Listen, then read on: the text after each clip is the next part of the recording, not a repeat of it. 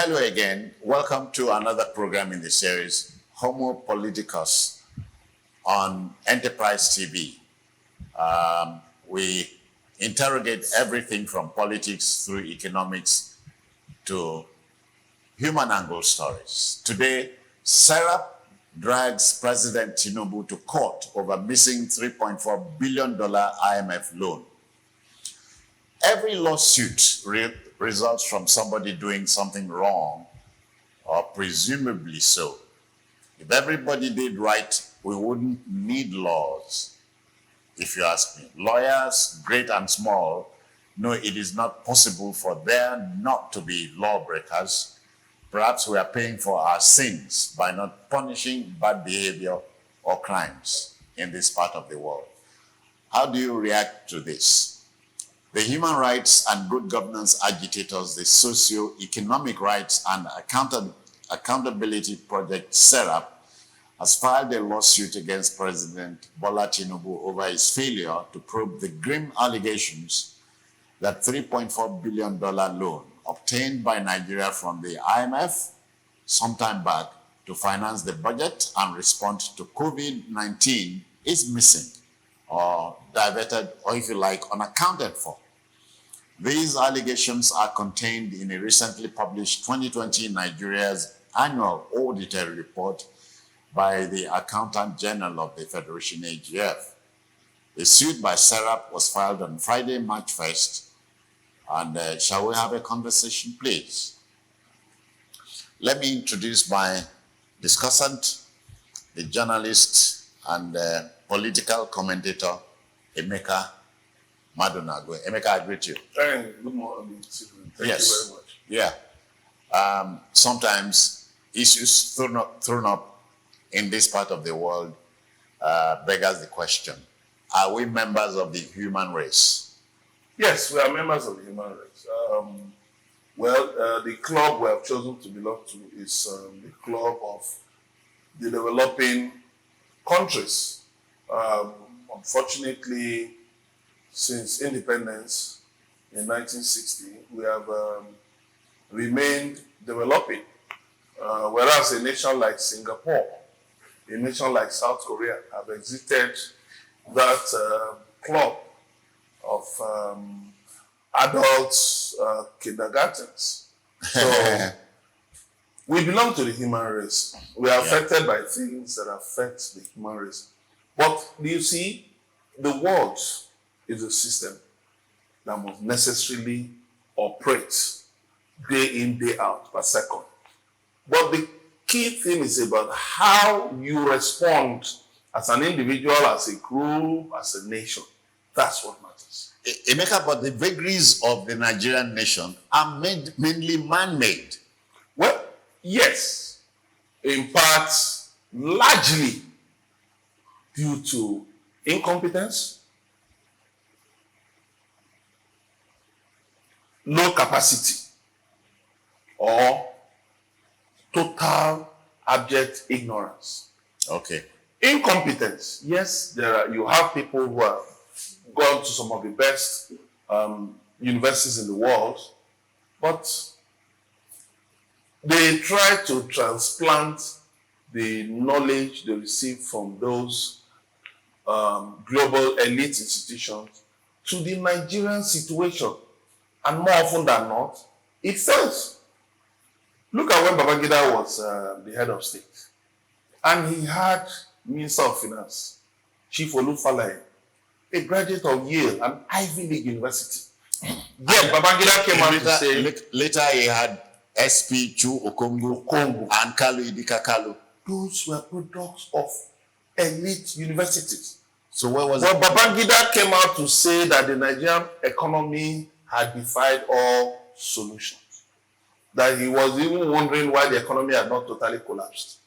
So you see, the incompetence comes from the poor understanding or no understanding of the actual uniqueness of the Nigerian economy. But our system here has oiled that same Nigeria, where incompetence reigns supreme.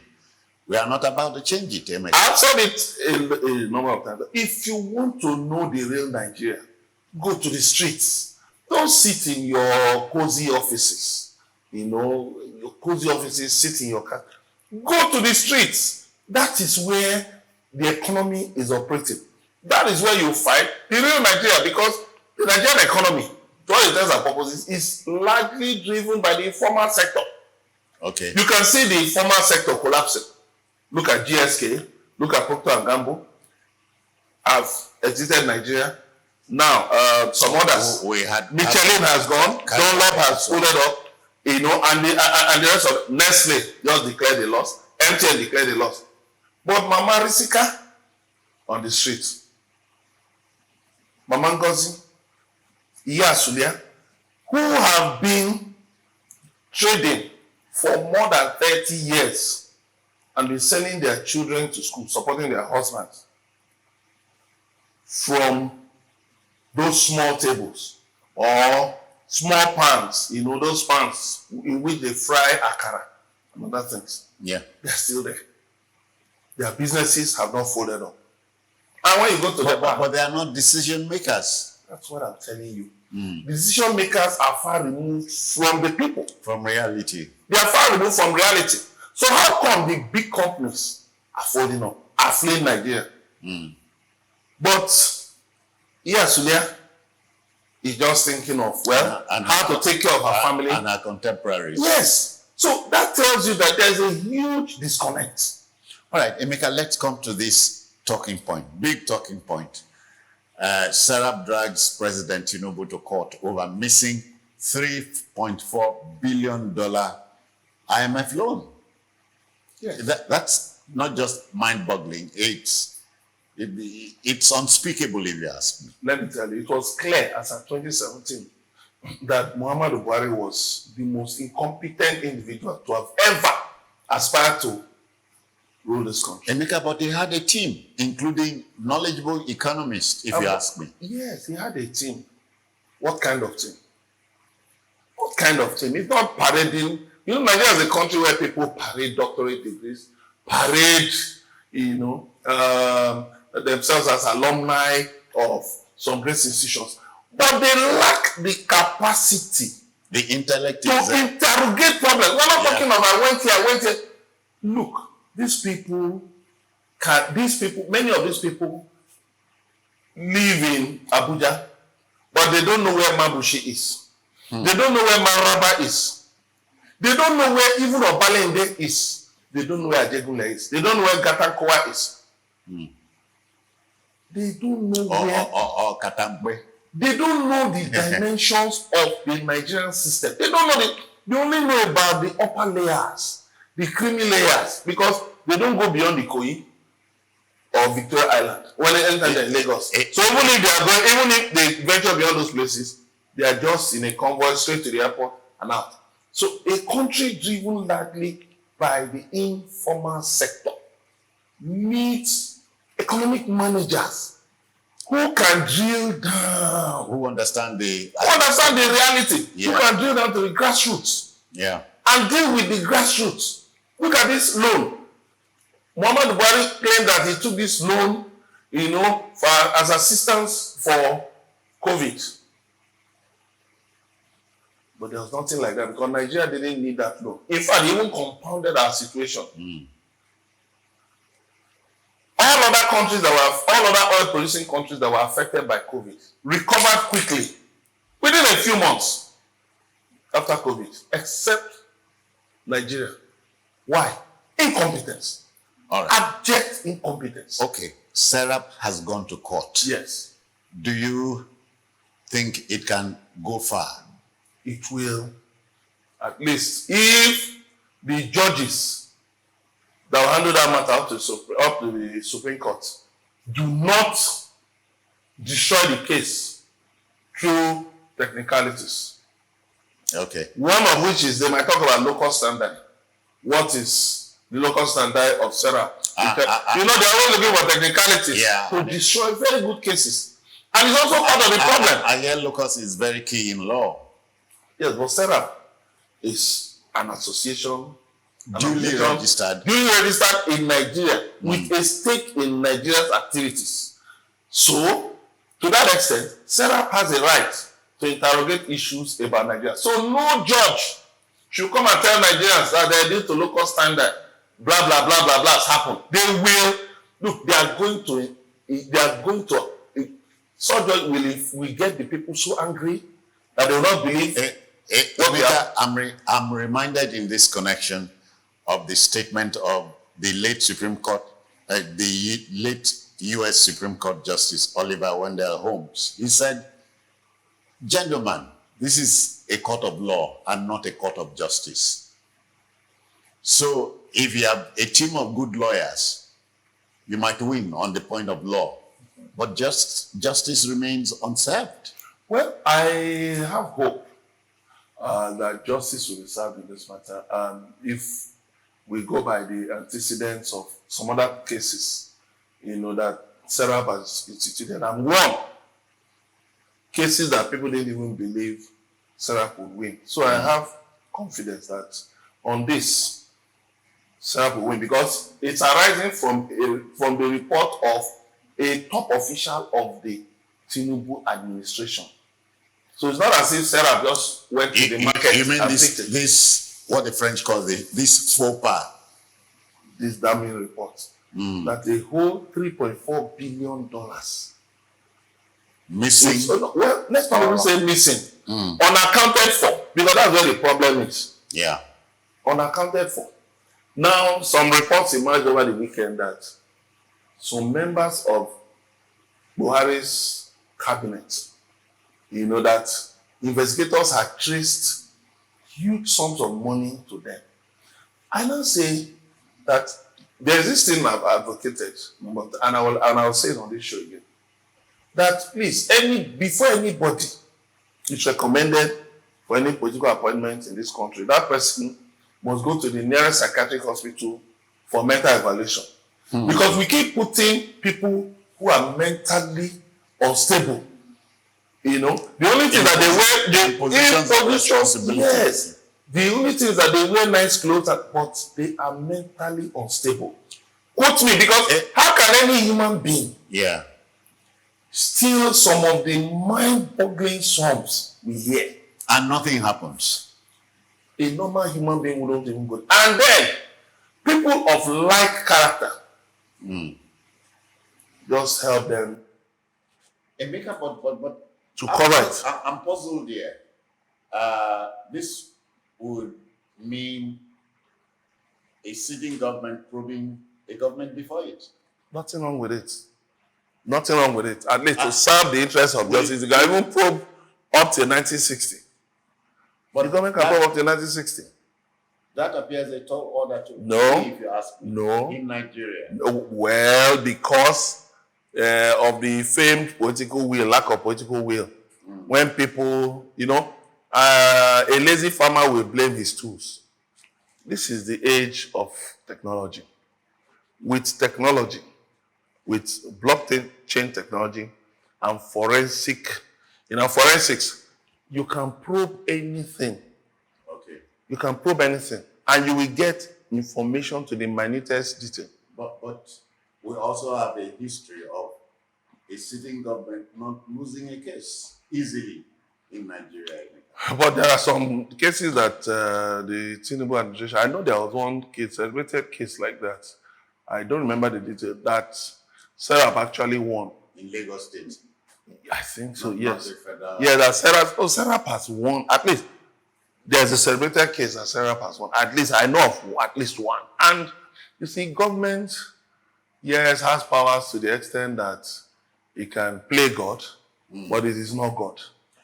Emeka, but you and I belong in a country that has developed this ugly attitude of playing catch-up, not living in a supposed 21st century world. Well, we don't need to play any Aren't you scandalized by that? Very scandalized. What exactly are problems in Nigeria? I was listening to a retired Inspector General of Police Mohammed Abubakar, MD Abubakar, yesterday. An upright man. Yeah. He analyzed Nigeria's problems, and you could see that the things he talked about, I said that he traced the criminality in Nigeria to 60% of socioeconomic issues. Everything he was rolling out boils down to socioeconomic issues of survival. Basically, when you can remove that element from people, well, you see, we are not those prehistoric men anymore that had to fight with bones and all that to survive. So we don't need to continue to play catch up. Don't you sometimes feel, Emeka, that we appear trapped, appear held in a vice? Yes, when politicians deploy violence and stolen wealth to get into office, what will you expect? You can't expect good governance. There is no way you can't plant an orange and expect to harvest a purple. It will not work. They cannot succeed. Even magicians can't do it. Look, you see, they try to deceive people by going to church or to one mosque and they pray. It cannot work because the foundation, the premise is faulty. So they cannot succeed. They cannot succeed. That is it. Because they don't go into office for service. They go into office because they want to make money. There are those of them whose companies or they themselves are heavily indebted to banks. And so they use such money. So I even hear one governor, a sitting governor, that the debt owed by his company, that he has cleared the debt. Let's quickly go there.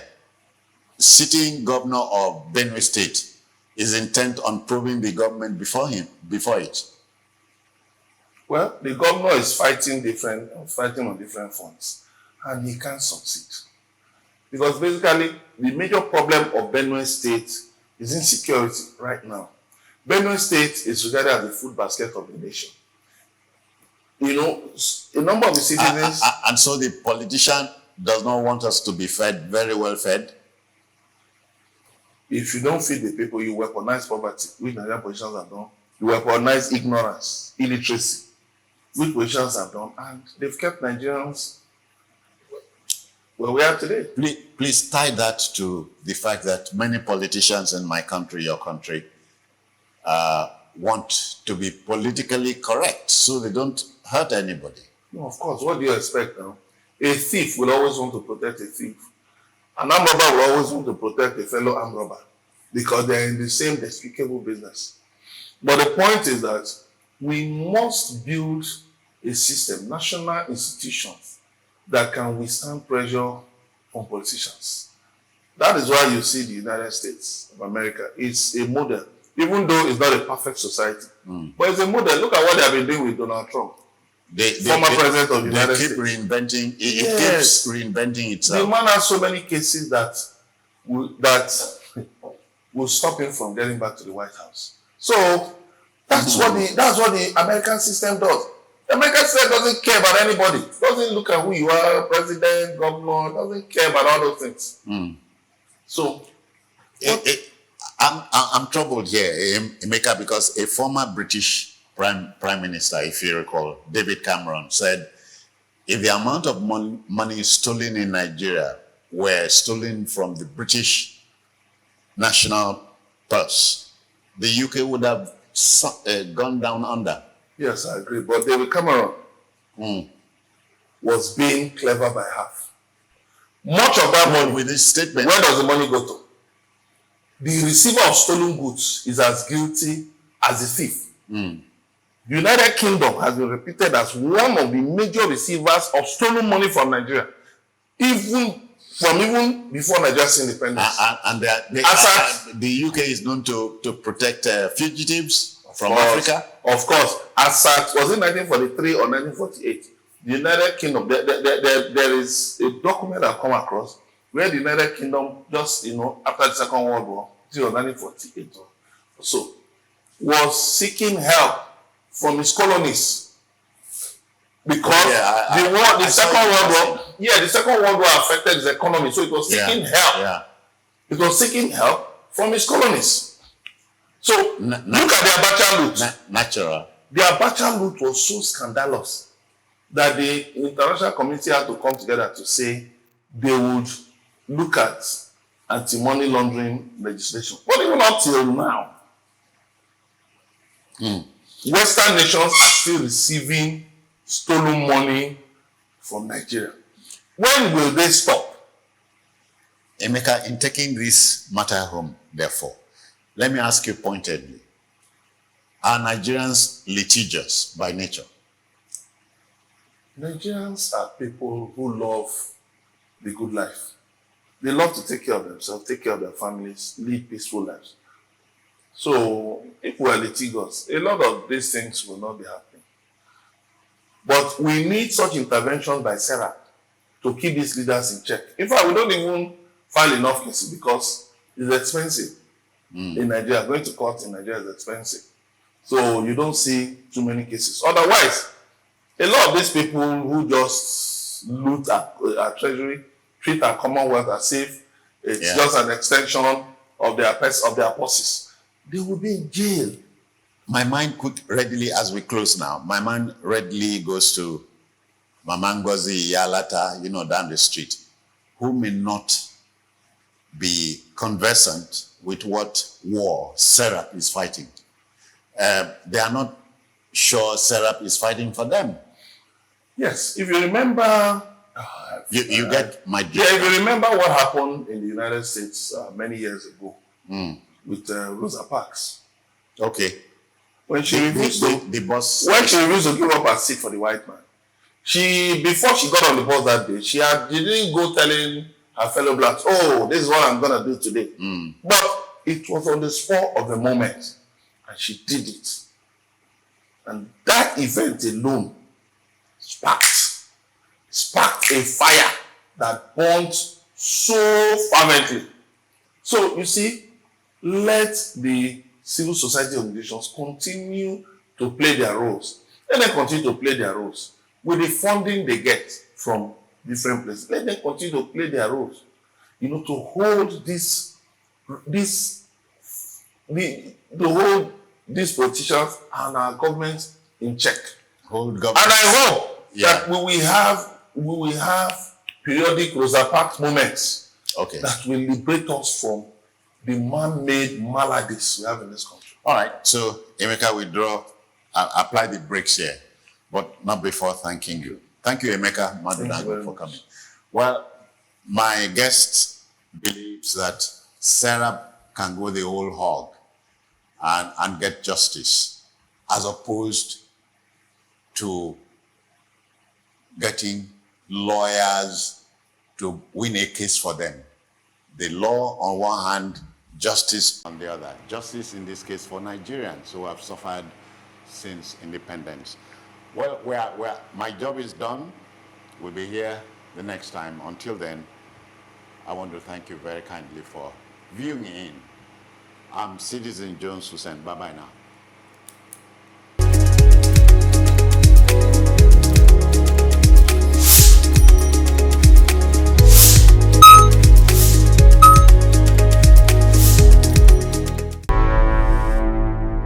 Enterprise TV, a tradition of truth.